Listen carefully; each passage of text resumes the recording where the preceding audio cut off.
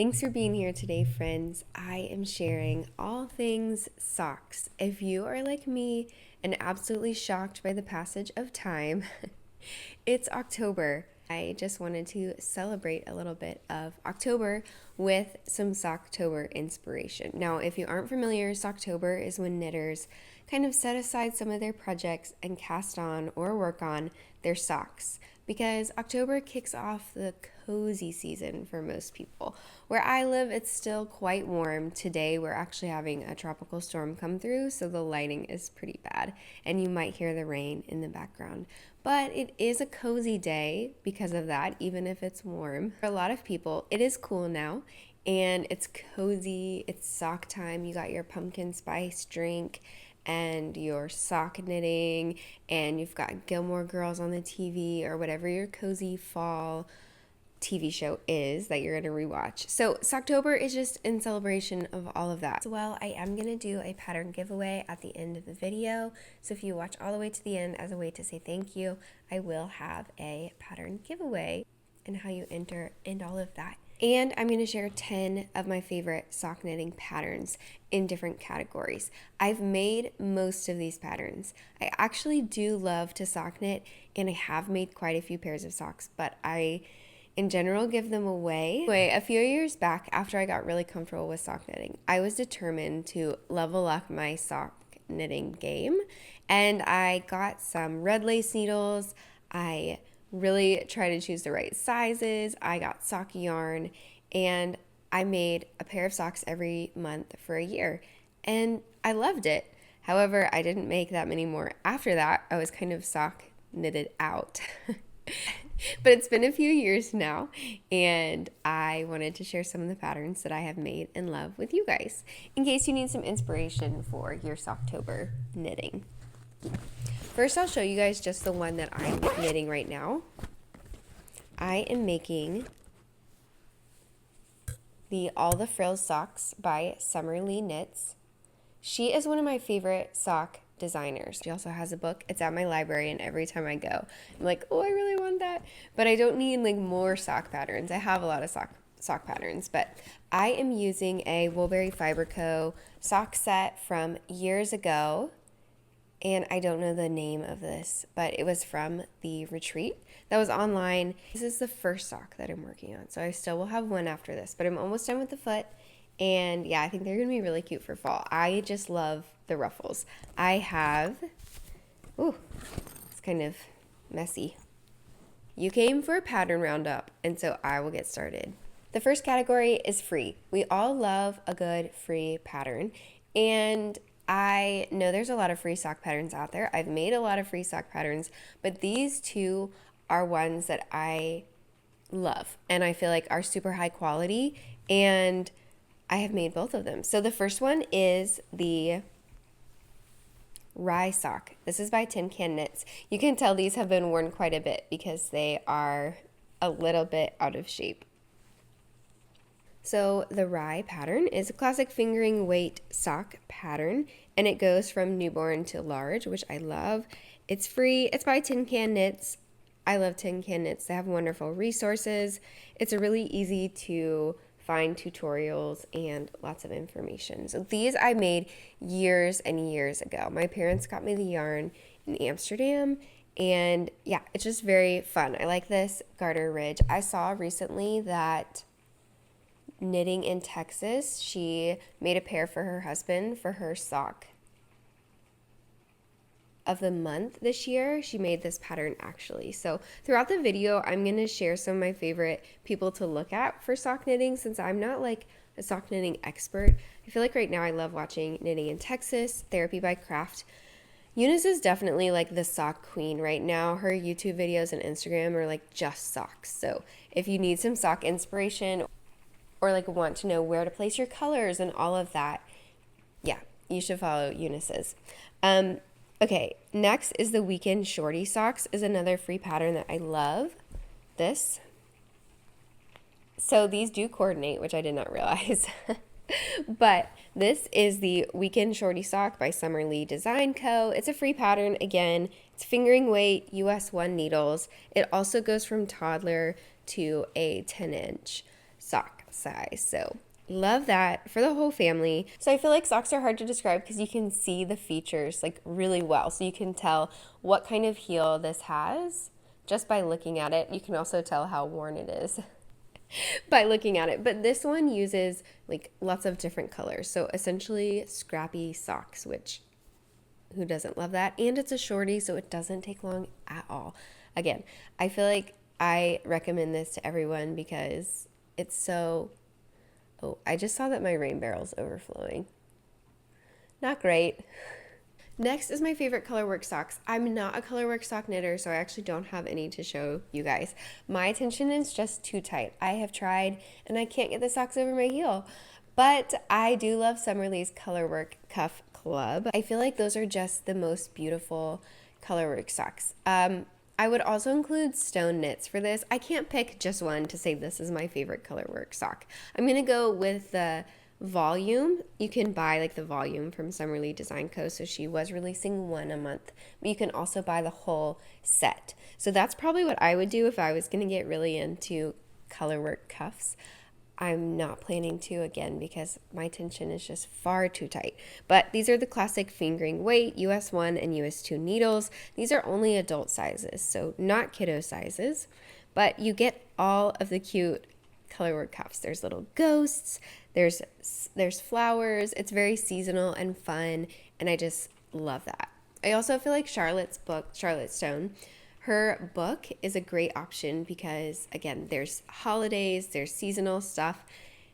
I think that they're so fun. I just don't think that it's for me. But I wanted to include it because who doesn't love to look at them? Okay, next is my favorite DK weight sock. Again, going with Summerlee here, these are the Hibernal socks DK. Now, I did not bring my pair out because I just wore them, so they're quite misshapen and a little bit in need of a wash. But I love these because they're DK weight. They knit up super fast. They're faux cables, so you get that beautiful cabled look, but you don't have to do cables. So that feels like a win-win. I'm going to give a quick shout out here for the yarn that I used because I really loved it. I used Sandnes Garn Perfect, which is a DK weight sock yarn. Specifically says sock yarn. I struggled when I wanted to make DK weight socks because I didn't know what kind of yarn to use.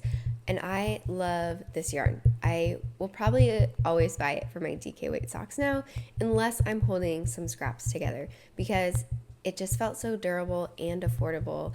I loved it. And I love all of the classic colors. I used this sort of color, like my chair, for my socks. Next, I'll probably go for something a little more neutral, but I just really liked it. It feels like the classic wool, but not scratchy, sturdy, not too tough. Yeah, I just really, really liked it. Okay, the next one is a sock for the whole family. Now, I'll let you know this pattern is not out yet. Maybe it's out this week. I'm not sure.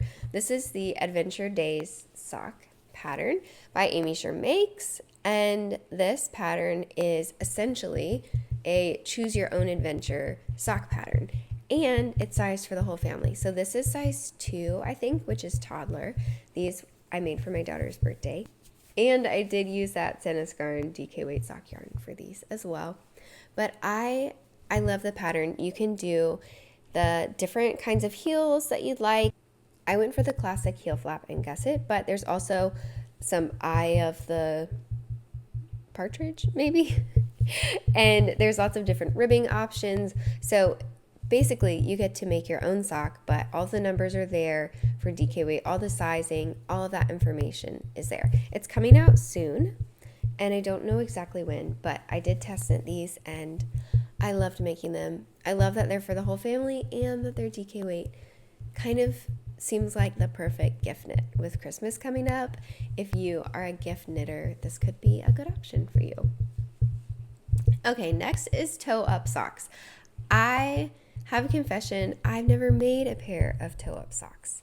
However, I have recently seen Marlene make some from Marlene Knits, and hers are kind of convincing me I need to make a pair of toe up socks. They looked quite silly, which she noted in her video, but also kind of cool. And one thing I do love about sock knitting is you get to try out new techniques that you may not have done in a sweater or have completed like in some other type of accessory.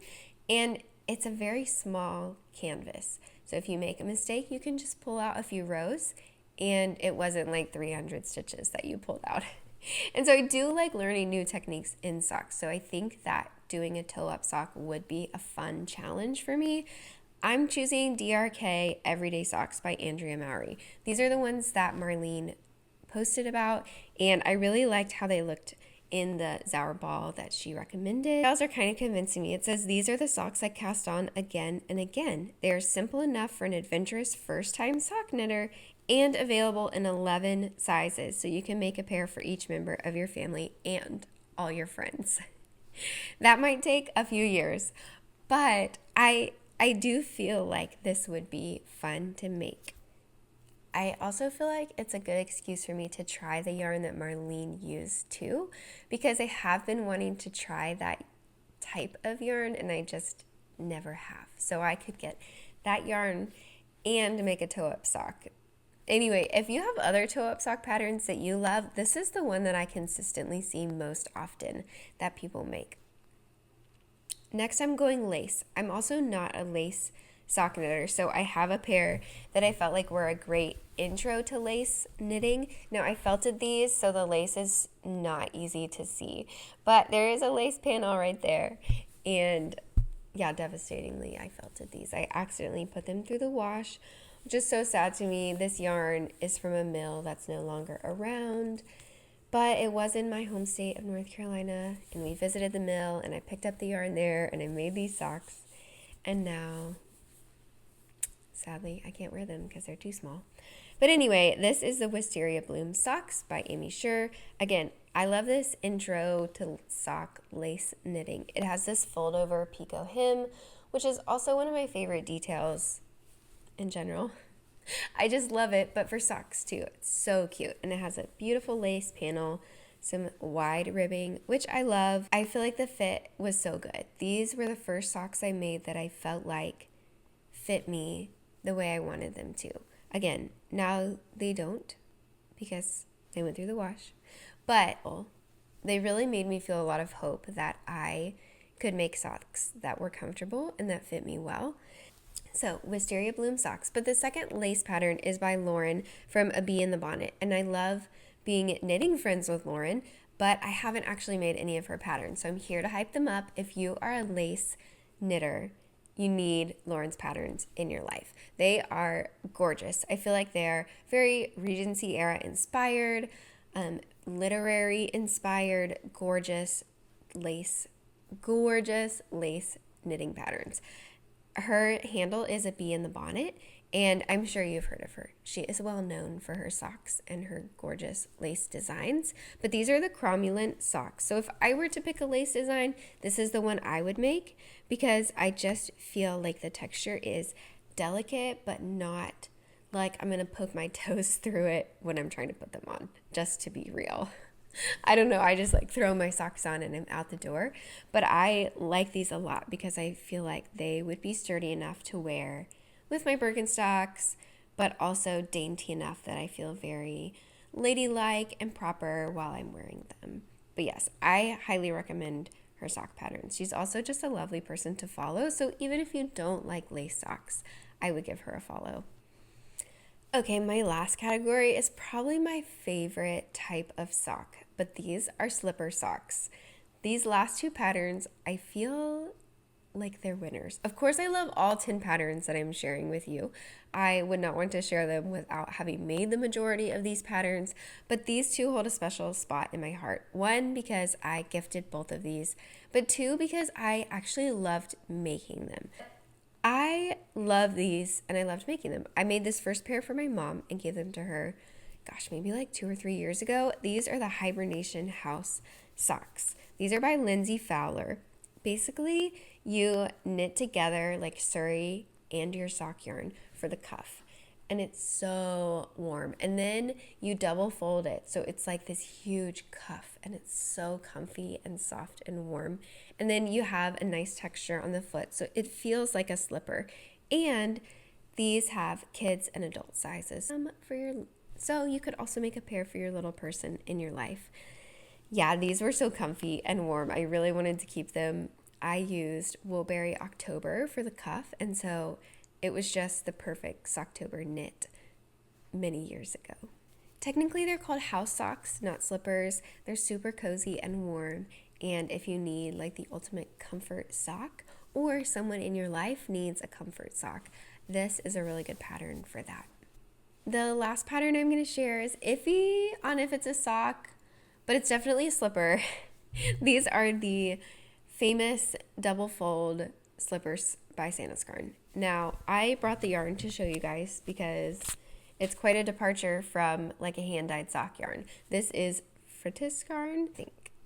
Basically, my understanding is that it's for felting. I used this before to make a pair, again, for my mom. And I made her the slippers. So you knit them, and then you fold them together, and then you throw them in the washer, and you felt them. And then they become the most cozy, sturdy, warm slippers. So technically, to me, this feels like a sock because it goes on your foot, and it keeps your foot warm. So sock, but you get to use a US 9 needle and a bulky weight yarn, which to me is a win. I wouldn't say they went by fast because you essentially knit 2 socks, fold them together, and then make 2 socks, fold them together, and then you have 2 slippers. So it does take kind of a lot of time, but the end product is so good. I have borrowed my mom's and I love. I got these to make another pair, and I don't know yet if they're for myself or if I'm going to gift them. I'm not totally sure what I'm going to do, but the pattern is also free, which means you can look at it before you decide to make them, which I feel like really lowers the cost of a gift knit when the pattern is free.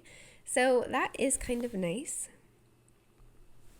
There's also kid and adult sizes for this pattern. Super, super, super fun. I really do want to make these again as soon as my US 9s are free from all my other projects. Maybe I will make a pair. If you have made it this far, you know the giveaway is coming. I just want to say thank you guys for being here and watching my videos, subscribing, leaving comments, all of that. If you've made it this far, you know the giveaway is happening now.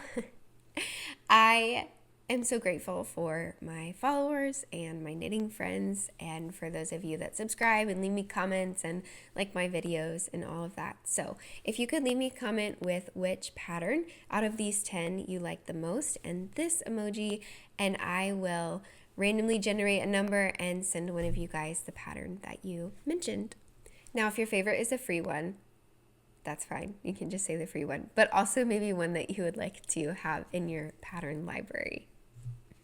Thank you guys for watching my pattern roundup today. I hope you have a lovely Socktober and happy knitting.